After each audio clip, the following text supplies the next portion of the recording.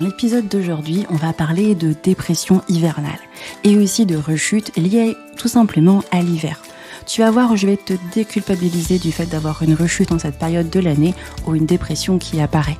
Je vais aussi te partager mes 10 meilleurs conseils que tu pourras appliquer de suite pour réussir à t'aider au quotidien à te débarrasser des difficultés de la dépression hivernale.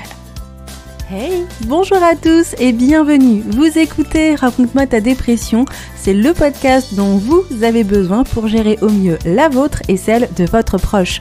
Moi, c'est Manuela et je suis coach pour dépressifs et pour proches de dépressifs. Après dépression, rechute et tout ce qui va avec, j'ai décidé de faire en sorte de pouvoir apporter aux personnes qui en souffrent directement ou indirectement je dis bien tous les conseils que j'aurais aimé avoir pour mieux gérer la mienne.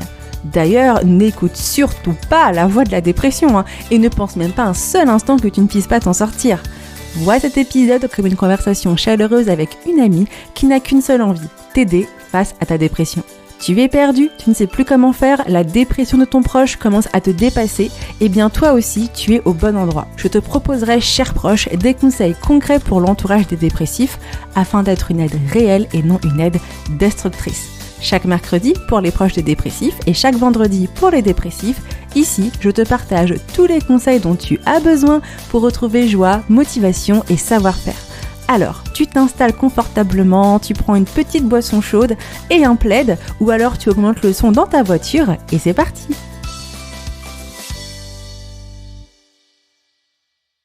Hello, j'espère que tu vas bien. Bienvenue à toi dans l'épisode du jour. Aujourd'hui, on va parler d'un sujet que j'aborde chaque année et c'est vrai que au moment où j'enregistre l'épisode de podcast, nous sommes en novembre 2025. C'est vrai que je l'ai jamais abordé aussi tardivement. Mais nous le savons, quand le temps change, que les jours deviennent plus courts, qu'il commence à faire plus froid, eh bien le moral s'écrase sous la grisaille. La motivation disparaît avec les derniers rayons de l'automne et arrive une dépression que l'on n'aime pas, la dépression saisonnière, #la dépression hivernale. Cette dépression, elle peut arriver parce qu'on a l'habitude d'être en dépression en cette période de l'année. Mais ce qui peut aussi nous arriver, c'est le fait qu'on aille un petit peu mieux et que la dépression devienne plus dure en cette période.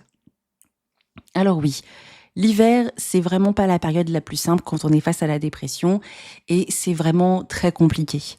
Pourtant, malgré ce poids, tu peux vraiment réussir, tu sais, à retrouver ton équilibre malgré la dépression. Alors, c'est ta chère Manu qui a vécu la dépression pendant des années qui t'en parle. Tu sais, je suis pas là pour te partager des conseils un peu bateaux sur la dépression. On est d'accord. On sait très bien que la dépression, c'est une maladie qui est particulière et qui demande un travail quand même assez précis pour réussir à s'en sortir. Mais il y a un point aussi qui est très intéressant, c'est que la dépression, quand justement elle revient ou qu'elle vient de manière récurrente, elle vient saboter l'estime que l'on a de soi, la valeur de soi. On a vraiment cette sensation qu'on est un cas désespéré, que la dépression c'est cyclique, ça revient toujours, que quoi qu'il se passe en hiver, je serai toujours en dépression. Ou alors, on va se retrouver avec cette dévalorisation excessive qui va faire qu'on se trouve complètement nul, un cas désespéré, incapable de s'en sortir. Et ça, c'est pas simple. Tu sais, quand on a une maladie qui vient comme un abonnement qui veut pas se résilier, c'est vraiment pas simple. Pourtant, ça ne veut pas dire que c'est pas possible de réussir à s'en sortir. Alors on est d'accord, c'est pas avec la pensée positive, c'est pas en faisant tiens tant de lumière, tant de machin, c'est pas comme ça que ça va fonctionner. En fait, c'est en travaillant correctement sur la dépression, en travaillant de la bonne manière, mais aussi sur tes petites pensées, que ça va réussir aussi d'une certaine manière à te permettre de sortir de l'épreuve, de la dépression. Alors ouais, même si tu penses que ouais mais Manu, pour moi c'est différent, etc., je te rassure, moi aussi je pensais ça. Jusqu'au jour où j'ai compris, tu sais, que j'avais pas besoin d'être forte ou de tenir bon pour réussir à sortir de la dépression, mais apprendre à me respecter, à m'écouter et à pouvoir réussir à comprendre en fait la maladie pour en sortir. D'ailleurs, c'est ce que je vais t'apporter dans l'épisode d'aujourd'hui. Alors, on s'installe confortablement. C'est entièrement l'hiver, donc c'est le moment de prendre bien sa boisson chaude et son plaid. Bon, tu écoutes l'épisode de podcast en été, allez, prends-toi un petit mojito, un petit truc sympa qui va te permettre de pouvoir écouter mes conseils et mes encouragements. Le but, c'est vraiment pas de te culpabiliser, mais de te permettre de comprendre comment est-ce que tu peux réussir à gérer la dépression hivernale. À travers ça, on va travailler un petit peu sur la notion d'acceptation. Accepter son retour sans culpabilité. Et je te partagerai mes 10 meilleurs conseils puissants pour résister à la dépression et te libérer d'un poids sans forcément y retomber. Alors, j'espère que l'épisode d'aujourd'hui pourra te plaire, sera encourageant et motivant face à ta dépression. Alors, tu viens avec moi dans l'épisode du jour ? C'est parti. Pour commencer, pourquoi l'hiver est le spectacle d'une détresse psychique aussi présente ? Eh bien, pour plein de raisons. Tu sais, on a un souci très simple, qui est pour moi un point qu'il faut vraiment prendre en compte, c'est le fait que la dépression hivernale, elle arrive à cause d'un problème que l'on a parce qu'on vit en France.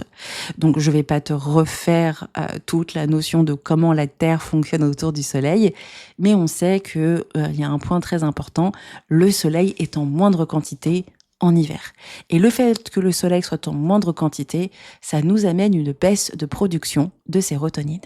En fait, lorsque la lumière du soleil atteint la rétine, elle transmet un signal à notre cher hypothalamus, la zone du cerveau qui régule l'horloge biologique. Ainsi, ce signal déclenche une augmentation de production de sérotonine dans certaines régions du cerveau. Ainsi, la sérotonine, elle est connue pour être le neurotransmetteur qui améliore notre humeur, favorise le calme, réduit l'anxiété et régule l'appétit et l'énergie. Et quand on se retrouve avec une baisse de lumière, eh bien, d'une certaine manière, la production de sérotonine chute. C'est ce qui va contribuer à la baisse de morale ou blues hivernal et à notre chère dépression hivernale. Ainsi, c'est là qu'est plutôt le problème. Après, il y a un truc assez sympa quand même qui se passe dans le corps que moi j'aime bien partager. Tu sais, le fait qu'on se retrouve en difficulté avec la baisse de lumière, eh bien c'est là où on se retrouve avec une meilleure préservation le soir de la mélatonine. Ça veut dire qu'à la base, en hiver, on est fait pour dormir, on est fait pour se reposer et on est fait pour d'une certaine manière hiverner comme nos chers animaux. Seulement voilà, notre société ne nous permet pas d'avoir des changements en fonction des saisons. Ce qui fait que du coup, on se retrouve à devoir affronter notre quotidien comme si en fait, il n'y avait pas forcément en fait d'impact avec le fait qu'on a une baisse de lumière. Et tu vois, ça c'est un élément que j'aime beaucoup mettre en évidence des fois en accompagnement. Quand les gens me disent «Ouais, mais je suis en dépression saisonnière», il fut un temps où on travaillait pas dans les champs dans cette période parce que c'est la période où il faut se reposer. Et aujourd'hui, avec nos sociétés ou notre travail qui est plutôt tout simplement digital ou d'autres boulots, hein, merci l'avancée technologique, je ne vais pas me plaindre, je suis pas fan du travail du champ, mais on a quand même une vie qui n'est quand même pas aussi simple qu'avant et qui du coup nous fait qu'on doit continuer à travailler même si l'environnement est plus rude. Ce qui fait que c'est pour ça aussi que d'une certaine manière, on s'attend à ce que dans l'année, on ait toujours le même comportement. Eh ben non. Et du coup, forcément, pour les personnes qui vont se retrouver avec plus de difficultés, eh bien, la dépression va venir s'installer.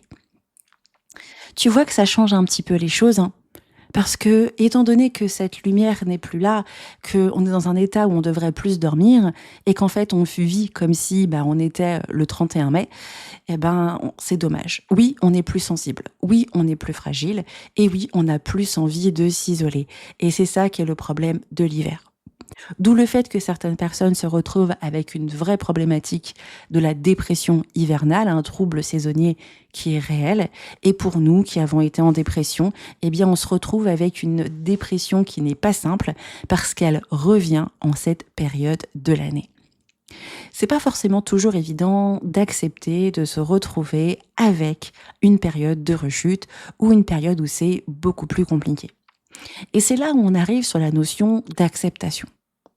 En fait, j'ai souvent des gens qui me disent « Tu sais, moi Manu, j'accepte pas ma dépression. » Alors, j'aime bien leur expliquer que dans ma méthode des 5 A, la méthode des 5 A, qui est ma méthode pour aider mes clients à sortir de la dépression, c'est accepter, c'est la deuxième étape de la méthode.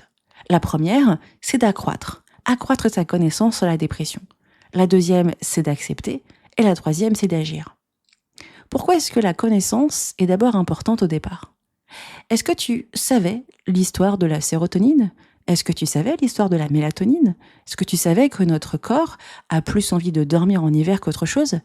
Le simple fait de comprendre tout ça nous permet en fait de nous rendre compte que ce n'est pas de la faiblesse uniquement chez nous qui fait qu'on est en dépression. La dépression, elle n'arrive pas forcément qu'en hiver, mais cette période est quand même plus difficile et moins complexe à accepter. Ce qui fait que, est-ce que ça veut dire que tu es faible? Est-ce que ça veut dire que tu es trop sensible ou trop fragile? Non, ça veut dire que tu es sujet à une problématique de santé mentale. Alors, j'en connais plein qui vont me dire, mais tu sais Manu, tout le monde ne tombe pas en dépression. Oui, mais on est quand même très nombreux à être en souffrance psychique durant cette période. Ce n'est pas parce que dans ton entourage direct, tu n'as pas d'autres personnes que toi en dépression, que ça veut dire que c'est une généralité, tu es la seule personne qui est en dépression. Quand on dit dans les chiffres qu'une personne sur 5 en France sera touchée au cours de sa vie par la dépression, c'est qu'à peu près aujourd'hui, il y a vraiment une personne sur 5 en dépression. Et comme on est dans une société où on ferme notre bouche, eh bien malheureusement, d'autres gens n'en parlent pas. Tu sais, moi, Manuela, depuis 5 ans que j'ai le podcast Raconte-moi ta dépression et que je suis aussi thérapeute dépression, j'ai vu tout type de personnes en dépression. Que ce soit des jeunes de 7 à 10 ans, à des personnes de 77 ans. Aujourd'hui, dans mon panel d'accompagnement, d'ailleurs c'est marrant, j'ai tous les âges. Mon plus jeune a actuellement 19 ans et ma personne plus âgée a actuellement 75 ans. Tu vois le truc? C'est qu'aujourd'hui, on est très nombreux à être touchés par la dépression. Et c'est pas parce que tu as l'impression dans ton panel d'environnement qu'il n'y a personne d'autre que toi, que ça veut dire que ce n'est pas récurrent. Ainsi, on n'accepte pas qu'on est faible. On accepte que l'hiver est un élément déclencheur de la dépression. Parce que l'hiver appuie sur des zones sensibles que ton corps connaît déjà. Et que même si tu as progressé cette année, la saison réveille des vieux schémas émotionnels, sachant que la dépression n'est pas qu'une maladie de tu sais pas gérer tes émotions, c'est aussi un dysfonctionnement biologique. D'où le fait que la connaissance est très forte. Ainsi, je n'accepte pas que je suis faible, j'accepte que l'effet saisonnier est puissant et qu'il influence autant sur mon corps que sur mon esprit.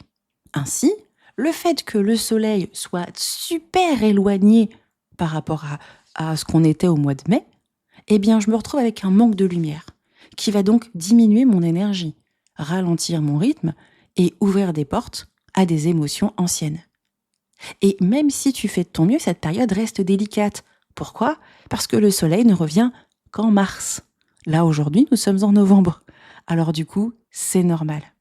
Tu sais, moi aussi, j'ai identifié mes rechutes hivernales après plusieurs années où je me suis rendu compte que souvent, moi, je me fais plutôt arnaquer à partir du mois de janvier. Souvent, novembre, décembre, ça passe crème. Mais janvier, et sa mère. Je prends cher. Souvent, le mois de janvier, c'est le mois le plus compliqué. D'ailleurs, c'est pour ça qu'avec Doudou, on part en vacances en janvier. Alors, parce que c'est un petit peu moins cher et qu'on n'a pas de gosses, mais aussi surtout parce qu'on a compris que ce sont des périodes de l'année qui ne sont pas vraiment simples pour nous. Du coup, est-ce que tu dois accepter que tu es faible ou tu dois accepter qu'en fait, tu vis dans un environnement psychologique qui, aujourd'hui, les gens mettent de côté et qu'en fait, tu te retrouves dans un cycle qui est plus puissant que toi et qui, en fait, ne t'appartient pas. Bon, on est d'accord que malheureusement, moi j'aimerais que notre société apprenne à vivre en harmonie avec le corps, la nature, les conceptions, etc. La société ne le fait pas. Ce qui fait que du coup, on est un peu perdu. Et puis, moi je le vois très bien avec, par exemple, ma culture africaine, où moi, ma grand-mère, elle n'a pas grandi avec les préparations hivernales.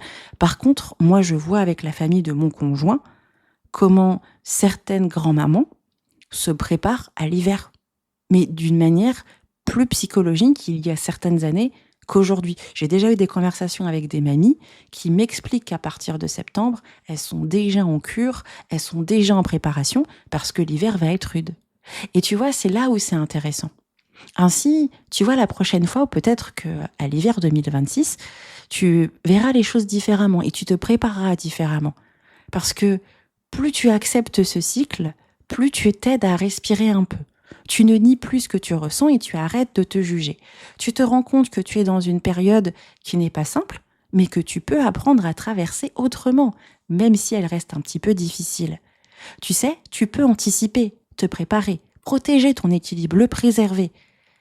Parce que il y a un point qui est important. On a souvent cette notion de oui, il faut qu'on sorte de la dépression, il faut pas vivre avec ça, faut vraiment foncer et se focaliser loin de la maladie, mais il faut aussi vivre avec elle.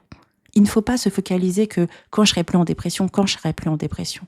On doit aussi apprendre avec elle pour créer des routines plus douces, pour s'entourer plus de chaleur, pour pouvoir résister aux défis de l'hiver. Et tu vois, c'est quelque chose que tu peux appliquer dans les moments de rechute, dans les moments un peu plus difficiles. Le simple fait d'avoir la vraie connaissance de soi, de la situation, de comprendre qu'est-ce qui fait que ça permet de prendre du recul. Et puis, tu sais, je vais te faire une petite parenthèse. Tout le monde est au courant qu'en hiver, il faut faire une cure de vitamine D. Et tout le monde nous préconise la vitamine D. D'ailleurs, les pharmaciens, si tu regardes bien, si tu vas à la pharmacie, je suis sûre qu'ils ont plein de petits trucs de vitamine D. Et même ton médecin va te faire « Vous êtes en hiver, cure de vitamine D ». Parce qu'on est au courant, on sait qu'il faut une cure de vitamine D pour nous faire du bien. Les gens parlent du Blue Monday. Pourquoi est-ce qu'on parle du Blue Monday ? Ils savent que c'est le moment le plus déprimant de l'année. C'est le troisième lundi après Noël, après les fêtes. Parce que les gens savent, en fait, notre société, elle fait comme si elle ne sait pas, mais quand on regarde bien, elle sait. Alors, grâce à cette connaissance, arrête de croire que tu es le problème. Tout le monde est au courant que c'est une période difficile pour tout le monde. Alors, ne crois pas que tu es problématique, ne crois pas que tu es une mauvaise personne, que tu n'es pas assez capable de sortir de la dépression. Ne sois pas si dur que ça avec toi. Au contraire, sois plus doux, et cette douceur, elle t'aidera sincèrement. Alors, maintenant que je t'ai fait ma petite plaidoirie, comment on fait concrètement pour se débarrasser de la dépression hivernale ? Alors, je vais te partager mes 10 meilleurs conseils, mes conseils de Manu, les conseils de ta super Manu pour résister à la dépression hivernale. Tu verras, c'est des conseils qui sont très simples, des conseils qui vont te permettre de mettre en place des choses dès maintenant sans te prendre la tête. Alors, on est d'accord que la dépression hivernale, elle demande bien plus qu'à faire des promenades et manger de la soupe, hein, on est d'accord. Par contre, la dépression hivernale, ne l'oublie pas qu'il faut avoir un travail thérapeutique face à la dépression. La thérapie est donc non négociable. Si tu n'as pas de thérapeute, sache que je ne vais pas te disputer. Cependant, je vais t'encourager fortement à aller voir quelqu'un pour pouvoir t'aider à sortir de la dépression. Tu sais, la dépression, c'est comme si on tombait dans un puits. Pour sortir d'un puits, il faut pouvoir s'accrocher à une corde. Ça, c'est ton effort à faire. Mais la personne qui va te sortir du puits, c'est ton thérapeute. Tu as donc besoin de cette personne pour vraiment t'aider à faire le travail nécessaire pour réussir à sortir de la maladie. Il te faut donc un psy. Si actuellement tu n'as pas de thérapeute et que tu ne sais pas avec qui travailler, tu peux travailler avec moi. Tu peux même savoir comment je travaille, si même cela te plaît, grâce à l'appel découverte. C'est une appel d'une heure sans aucun engagement qui me permet d'entendre ton histoire et de voir comment est-ce que je peux t'aider. Si tu veux donc travailler avec moi, tu peux réserver ton appel découverte. Le lien est dans les notes de cet épisode. Et même si tu doutes ou tu ne sais pas, réserve l'appel. Sache que moi, tu ne me dérangeras jamais. Alors, quels sont les outils contre la dépression hivernale ? Pour moi, le premier outil qui est super intéressant, c'est quand même la luminothérapie. La luminothérapie, c'est vraiment un allié vraiment sympa parce que ça va nous permettre d'aller directement produire de la sérotonine. C'est intéressant quand on est, par exemple, en hiver, de pouvoir en fait fonctionner face à une fenêtre. Par exemple, si tu peux travailler à côté d'une fenêtre assez lumineuse, c'est cool. Mais on est au courant que la grisaille est là. Moi, je suis actuellement à Nantes et je tiens à te préciser qu'aujourd'hui, au moment où j'enregistre l'épisode de podcast, je n'ai pas vu le soleil. Donc, qu'est-ce qu'on fait ? Eh bien, on peut avoir une petite lumière artificielle qui reproduit la lumière du soleil et qui réveille un peu ton cerveau fatigué. La luminothérapie est vraiment un outil qui marche. Beaucoup de gens pensent que c'est du bullshit. Ta chère Manu l'a testé, ça fonctionne. C'est très simple, mais c'est très efficace. Tu peux donc trouver une lampe de luminothérapie sur Amazon à des prix très simples et défiant toute concurrence. C'est super intéressant de pouvoir en prendre une et de pouvoir être sûr d'avoir celle qui va te convenir. Je t'invite donc à en parler avec ton thérapeute pour être sûr de prendre la bonne lumière, de ne pas te faire arnaquer sur Internet et de pouvoir avoir celle qui va te convenir. Quel est le deuxième outil que je peux te conseiller? Eh bien, c'est d'apprendre à bouger malgré le froid. S'il y a bien un outil qui va nous permettre de nous faire du bien par rapport à notre santé mentale, c'est l'activité physique. En fait, l'activité physique, faire du sport, nous déclenche des bonnes endorphines. Ces hormones qui nous amènent du plaisir, de la satisfaction et qui nous font du bien. Ainsi, quand il fait -4 degrés, est-ce que tu vas aller te balader autour de chez toi? Non. Sauf si tu es courageux, que tu n'as pas peur de t'équiper et d'aller marcher. Moi, ce que je conseille, c'est quand même d'aller marcher un petit peu tous les jours, de s'étirer, de faire une activité qui est assez douce. Si tu vas travailler en transport, moi ce que je te recommande, c'est de marcher peut-être un tout petit peu plus pour te donner un petit peu tout simplement de tonus. Mais on est quand même dans une réalité, c'est l'hiver. Et l'hiver, il fait froid. Alors mon meilleur conseil, c'est de te mettre à danser. Franchement, mets-toi à danser. Lance une musique et éclate-toi sur le dance floor. Alors, des fois, on peut être un petit peu nul et pas savoir quoi faire. Fais des musiques de groupe. Qui ne connaît pas le Madison ou un gentil petit Kuduro? Tu mets YouTube et tu apprends une chorégraphie et tu la fais. Ce qui est super intéressant avec le fait de danser, eh bien, c'est que du coup, tu vas bouger ton corps sur le dance floor, sans que tu aies 25 000 personnes qui te regardent. Tu peux mettre la musique tranquillement dans ton coin, dans ton salon, sans que les gens te voient. D'ailleurs, si tu as des enfants, je t'invite à mettre de la musique et à leur demander de danser avec toi. Tu verras qu'ils vont trouver cette activité incroyable et que toi aussi, tu vas passer un super moment. Si tu as une copine ou tu as un pote qui veut bien t'aider à danser avec toi, tu peux aussi le faire. Souvent, l'hiver, c'est le moment d'aller faire des balades en forêt. Si tu aimes ça, je t'invite sincèrement à le faire. Et si tu habites à la montagne, mon cher ami, va te promener dans la beauté de cette période de l'année qui va vraiment te faire du bien. Le simple fait d'avoir une activité vraiment physique, si c'est possible et à ta portée, va te faire du bien. Ainsi, franchement, déhanche-toi, allez, 5 minutes. Tu verras que tu seras content et ça va te faire du bien.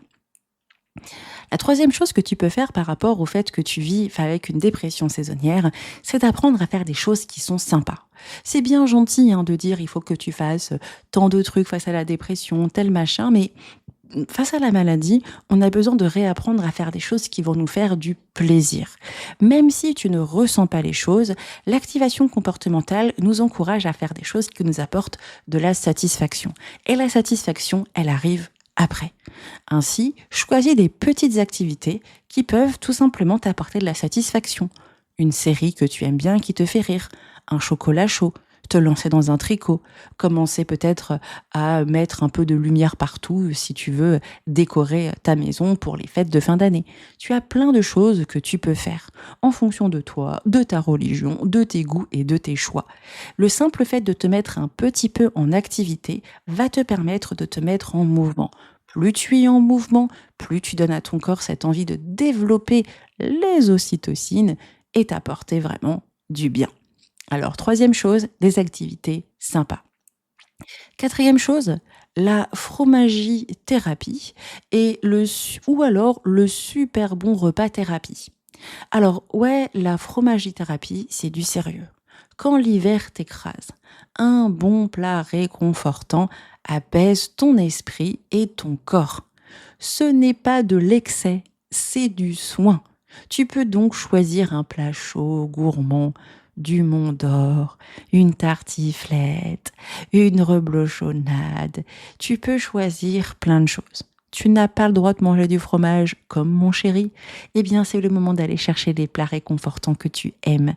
Un bon truc bien chaud qui te rappelle des saveurs de l'enfance. Tu sais, savourer des choses, c'est aussi un moyen de te reconnecter au plaisir. C'est une manière douce de passer des moments sympas qui vont te faire du bien. Le simple fait de savoir ce que tu vas manger, un truc délicieux, peut te donner aussi la motivation de faire des choses. Alors ouais, la fromagerie thérapie ou le super bon repas thérapie, parole de Manu, ça marche. Le cinquième chose que tu peux faire, c'est de ne surtout pas t'isoler et d'aller vers les autres. Tu sais, donner, s'occuper des autres, c'est un moyen d'oublier sa dépression. La dépression, tu sais, elle a tendance à nous isoler, à nous centrer sur nous. Je veux rien faire, je veux pas m'occuper des autres, je ne veux penser qu'à moi, parce que, en fait, j'arrive pas à sociabiliser. Mais s'occuper des autres est un bon moyen de pouvoir ne plus se concentrer sur la dépression et ne plus être dans l'isolement et recevoir l'aide et le soutien moral et mental dont on a besoin. Ainsi, quand on est face avec des gens, on a un petit peu tendance des fois désolé de ce que je vais dire, mais à rechercher le soutien. Aidez-moi, je suis en dépression. Mais toi, tu peux aussi aider. Alors, en fonction de ce que tu es capable de faire, tu peux jouer les babysitters. Tu peux aller t'occuper de ta grand-mère et peut-être lui faire des courses. Ou tu peux aller t'occuper de la petite mamie un petit peu plus bas qui a besoin de toi. Ou alors, tu peux t'occuper de la voisine là qui a ses 2 enfants et qui n'arrive pas à les déposer à l'école. Tu sais, le simple fait de faire des choses avec des gens, ça peut vraiment t'aider. Alors je t'entends déjà me dire, oui mais Manu, moi j'arrive absolument pas à faire grand-chose, ni à sortir de chez moi. Nous avons un outil qui est incroyable entre les mains. Sans lui, on ne peut rien faire. Est-ce que tu sais ce que c'est?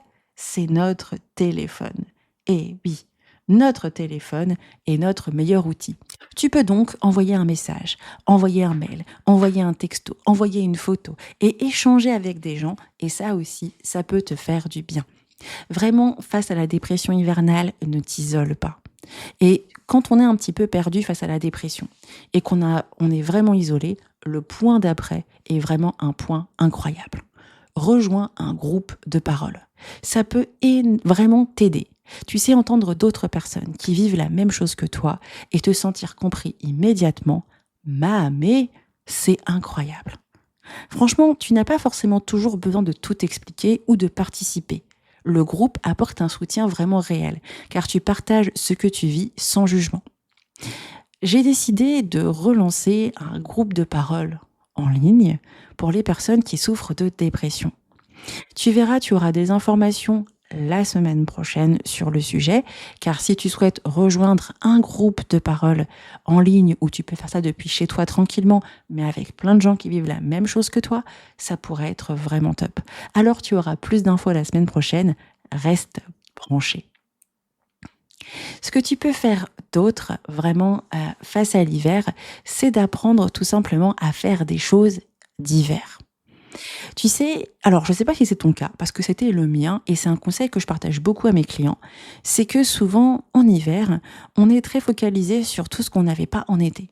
On n'a pas la plage, on n'a pas les bikinis, on n'a pas le mojito, on n'a pas tous ces trucs-là. Sauf que, alors déjà qui a dit qu'en hiver on pourrait pas manger boire des mojitos, c'est pas ça le problème. C'est que quelquefois on n'arrive pas à fonctionner en fonction des saisons.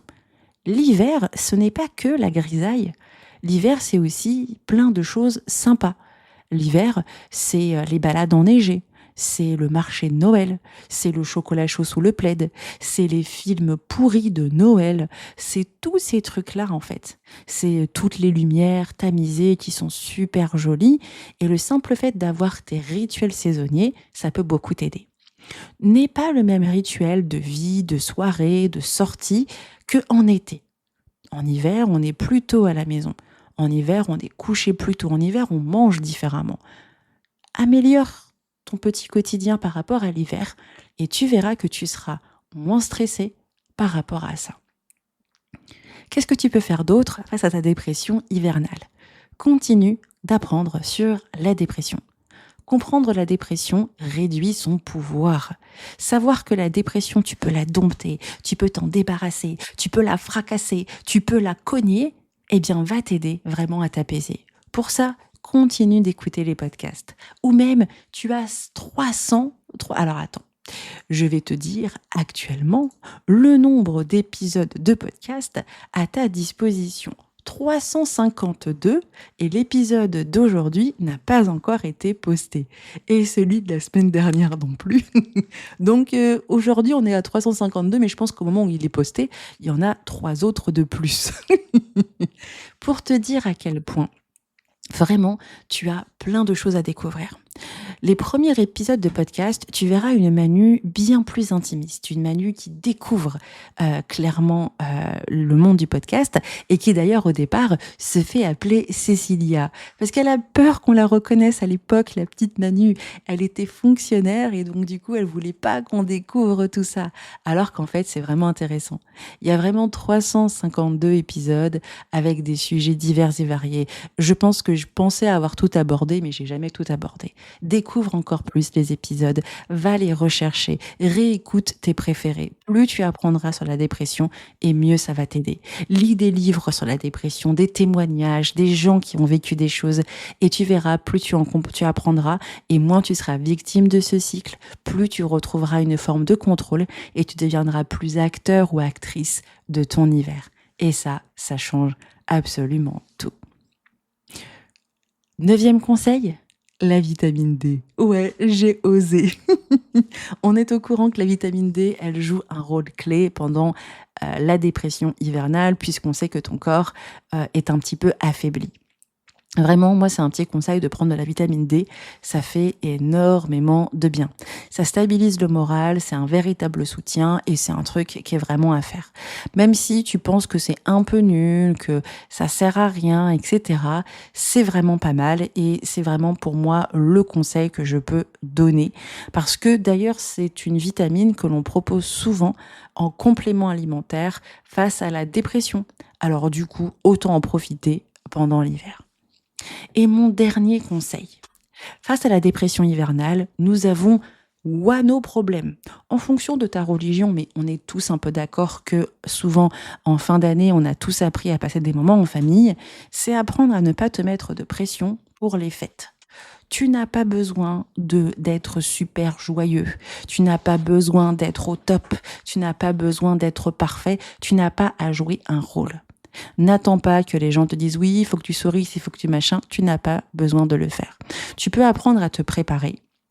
Et d'ailleurs, il y a un épisode de podcast qui arrivera début décembre pour débunker tous les trucs de dinguerie que peut faire un mamie, tonton Bertrand, grande-tante Ginette. Je te prépare un épisode aux petits oignons pour envoyer bouler tout le monde. Pour leur dire, vous me faites bip et avec une classe et une distinction de n'importe quelle personne qui souffre de dépression, de montrer à la terre entière que tu es capable de gérer la situation. Ouais, ta Manu, elle est un petit peu trop investie pour toi. Mais t'inquiète pas, l'épisode arrive et tu verras, il sera vraiment cool. Il va t'aider, te soutenir et te permettre de te protéger et te préserver de tout ça. Alors, ne te mets pas trop de pression pour une soirée qui peut passer bien plus vite que ce que tu crois. Tu n'as pas besoin, en fait, de montrer à tout le monde que tu es bien ou pas bien, parce que quand même, il y a beaucoup de gens qui ne disent pas, mais la période de Noël est pas une période les plus faciles pour tout le monde. Beaucoup de mamans sont déjà en burn-out à cause de toute la bouffe qu'elles ont à faire. On sait que c'est vraiment des moments qui ne sont pas simples, alors ne soyons pas dupes. Tout le monde sait que c'est une période qui est tout sauf magique à cause tout simplement de la pression sociétale. Donc ne t'inquiète pas, tu seras équipé pour gérer tout ça. Alors c'était donc les conseils que je pouvais te partager pour réussir à dépasser la dépression hivernale. La luminothérapie, l'activité physique malgré le froid, faire des sauces sympas, la fromagerie thérapie et le super bon repas thérapie dont Manuela est persuadée que c'est les meilleurs outils. Ne plus s'isoler, aller donner vers les autres, rejoindre un groupe de parole, faire des choses diverses, apprendre sur la dépression, la vitamine D et ne plus se mettre la pression pour les fêtes. En mettant en place toutes ces choses, tu pourras réussir à prendre bien soin de toi, à t'occuper de toi et à réussir à gérer face à la dépression hivernale. On a vu beaucoup de choses dans l'épisode d'aujourd'hui, n'est-ce pas ? Oui, la dépression hivernale, c'est pas qu'une simple fatigue, c'est un trouble réel.